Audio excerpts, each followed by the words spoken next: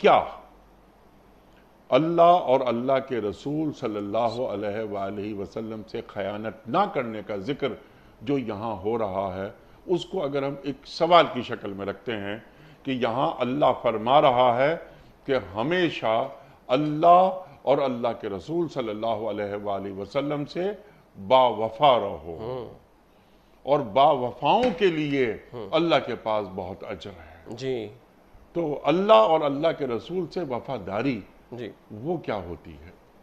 بجا آپ نے ارشاد فرمایا، اور اسی سے ایک حدیث مبارک مجھے یاد آتی ہے، بہت ہی قیمتی، بہت ہی مختصر۔ اور دین کیا ہے؟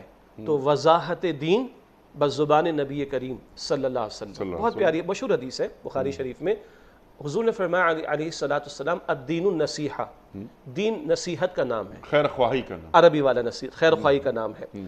لمن یا رسول اللہ، اے اللہ کے پیغمبر علیہ السلام، کس کے ساتھ خیر خواہی کا معاملہ، وفاداری کا معاملہ؟ دونوں ترجمے مناسب ہیں۔ فرمایا للہ ولی کتابہ ولی رسولہ ولی ائمۃ المسلمین وعامتہم، اللہ کے ساتھ وفاداری، اللہ کی کتاب کے ساتھ وفاداری، اللہ کے رسول علیہ السلام کے ساتھ وفاداری، مسلمانوں کے ائمہ حکمراں ذمہ داروں کے ساتھ خیر خواہی، اور وعامتہم عام مسلمانوں کے ساتھ خیر خواہی کا معاملہ۔